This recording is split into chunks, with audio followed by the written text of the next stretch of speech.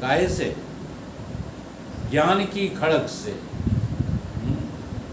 ज्ञान की खड़ग देकर अभय कर दिया। श्री सतगुरु ने कैसा गजब कर दिया।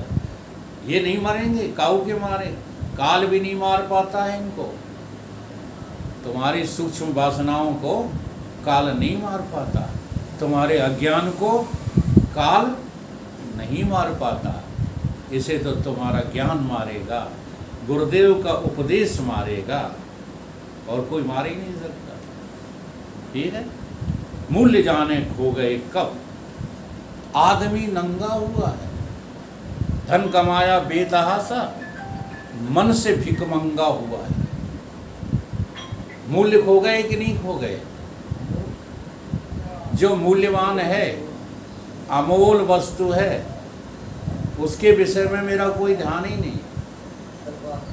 और जिनका कोई मूल्य नहीं, उन्हें तुम सब कुछ माने हुए हो।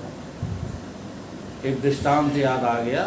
सेठ जी थे, पुराने जो है समय की बात है, घटना है। राज शासन चलते थे उस समय, राजतंत्र था, प्रजातंत्र की बात नहीं है। तो एक सेठ, बहुत ही धनवान सेठ, उसका दिवालिया निकल गया।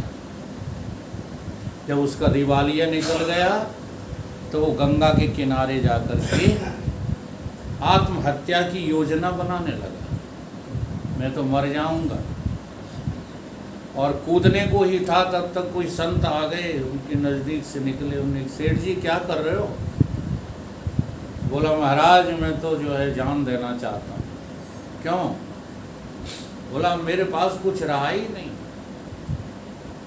मैं बहुत बड़ी आसामी था, अरब खरब संपदा थी हमारे पास, सब चली गई, मेरे पास कुछ। रोने लगा, आंख से आंसू बहने लगा। संत ने कहा, तेरा कुछ भी तो नहीं गया। कौन कहता है तेरा सब कुछ चला गया, तुझे दिखाई नहीं देता? अरे महाराज मेरे पास अब कुछ नहीं रहा। मैंने कहा, ये मैं तुझे दिखाऊंगा तेरे पास कुछ है कि नहीं। पकड़ लिया उस सेठ को, हाथ पकड़ के ले गए राजा के दरबार में। और वहाँ पर जब सभा लगी तो एक सभा ऐसी लगती थी जहाँ मनुष्यों के अंग क्रय किए जाते थे। उस सभा में साधु लेकर पहुँचा,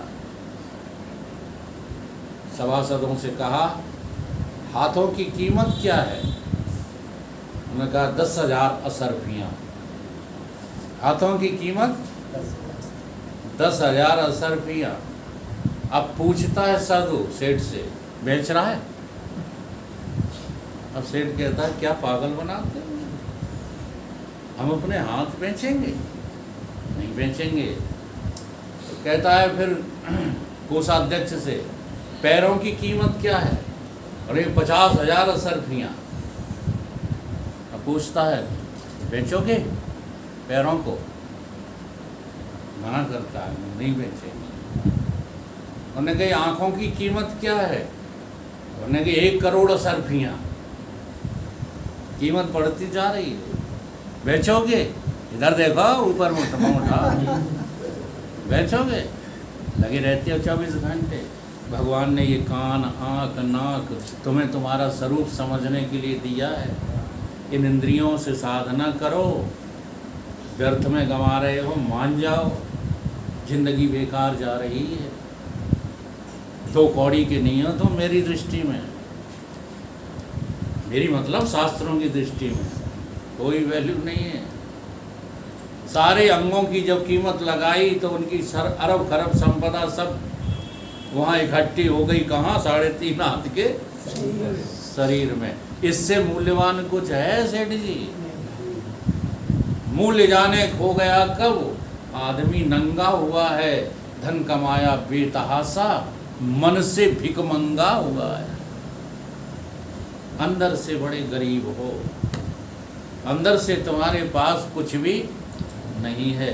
बाहर से बने रहो धनवान, बलवान, कीर्तवान, वैभववान, ऐश्वर्यवान, कुलवान, पुत्रवान, जाने क्या क्या बाण धारण करे। भगवान ने कह दिया गीता में अर्जुन से, ये सारी बाण है किसकी?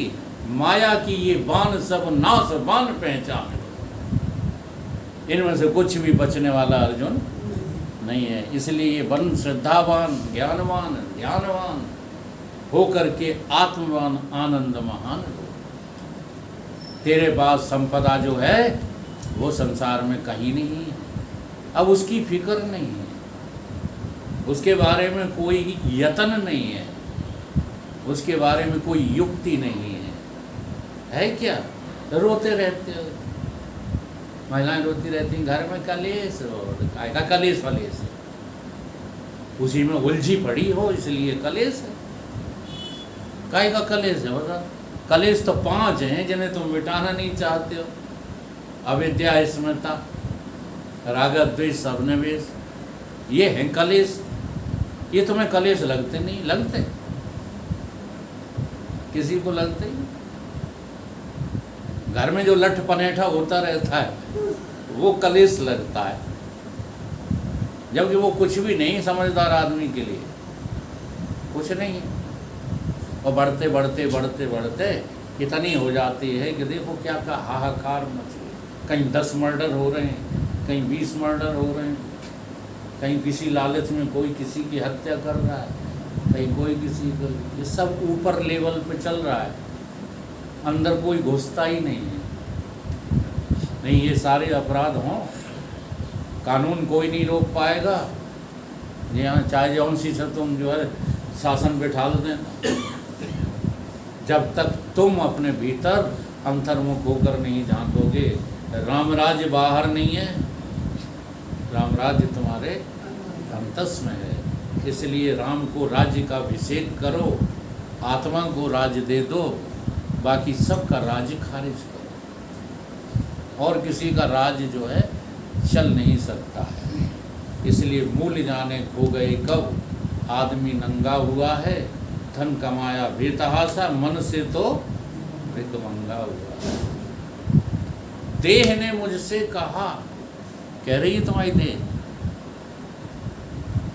तुम्हारी देह तुमसे कुछ कह रही है? अब बोलते ही नहीं है, तुम्हारी देह तुमसे कुछ नहीं कह रही। अच्छा, कह तो चिल्ला चिल्ला के रही, तुम सुन ही नहीं रहे बाकी। पेट में आंत नहीं, मुंह में दांत नहीं, घुटने दर्द करने लगे, मटक मटक के चल पाते हो, बेत हाथ में लगे। ये देह जवाब नहीं दे रही। देह ने मुझसे कहा मैं मिट्टी बनने जा रही हूँ। आत्मा बोली डरो मत, मैं अमृत बनाने आ रही हूँ। क्या बनाने आ रही? इसलिए आत्मा की तरफ बढ़ो। आत्मा की तरफ बढ़ना उन्नति है, और देह में लगे रहना अवनति है। अवनति बहुत कमा चुके हो, अब थोड़ी उन्नति कर लो महाराज, ठीक है? तो मेरे कहने का आज विषय क्या है कि मृत को मृत रहने दो, उसे जीवित करने की कोशिश मत करो, और जो जीवित है उसके देवता की आराधना करो। जो जीवित है, जिसकी वजह से, देखो, जो जीवित है वो तो जीव, और जिसकी वजह से जीवित है वो ब्रह्म। जीवो ब्रह्मो, ये अभेद हैं जीव और ब्रह्म। देह जो है हमारा नहीं है, किसी का भी नहीं है, 5 तत्वों का है कहा जाता है। 5 तत्व हैं ही नहीं। जब तुम ज्ञान की पराकाष्ठा पर पहुंचोगे तो तुम्हें दिखेगा आकाश, वायु, जल, पृथ्वी तुम्हारी ही कल्पना है। तुम्हारी कल्पना से ही ये सब दिख रहे हैं। तुम्हारी कल्पना के अलावा और कहीं कुछ है नहीं। इसलिए निष्कल्प हो जाओ, निष्कलंक हो जाओ, निष्काम नैष्कर्म्य हो जाओ। साधना में निष्कामता और सिद्धि में नैष्कर्म्यता। नैष्कर्म्यता का अर्थ है आत्मबोध हो जाना, आत्मा को उपलब्ध हो जाना। फिर उसकी जिंदगी में कोई कर्म धर्म नहीं रहता, फिर वो स्वयं साक्षात ही सब कुछ होता है। बोलिए सद्गुरुदेव।